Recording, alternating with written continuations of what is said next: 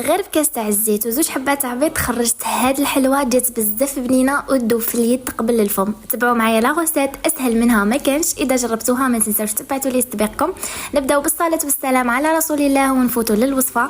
في ريسيبيون حطيت زوج حبات تاع البيض مع رشه تاع الملح، ملعقه صغيره معمره مليح تاع لافاني، وضربتهم شويه بالباتور وزدت عليهم كاس نقص صباع تاع سكر وتخلطوهم مليح حتى يذوب لكم هذاك السكر تاعكم. وبالنسبه لحجم الكاس المستعمل 220 مليلتر. الوصفه راني خليتها لكم بالتفصيل على قناتي في اليوتيوب الشيف آية.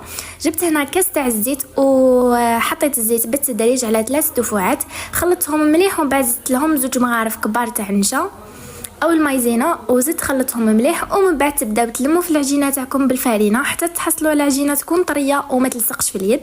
لازم تكون ما تلصقش. وما ننساوش كيس تاع خميره الحلويات. غير تلموا العجينه تاعكم، شعلوا الفور تاعكم وبداو تشكلوا في الكريات تاع الحلوى تاعكم. وبالنسبه للكريات ما ديروهمش كبار بزاف، ديروهم شويه صغار على خاطر فيها الخميره ومن بعد تطلع لكم. وشوفوا العجينه كيفاش تجي رطبه، انديري درتوها بالزبده ماشي بالزيت كيما راكم تشوفوا.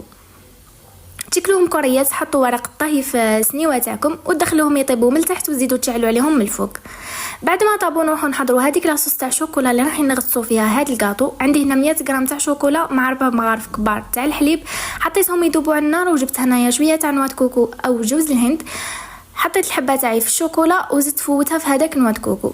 بالنسبه اللي ما يحبوش نواه كوكو ديروا الكاوكاو محمص ومطحون، وانا عجبتني صراحه بالكاوكاو خير من جوز الهند على خاطر سيتهم للزوج.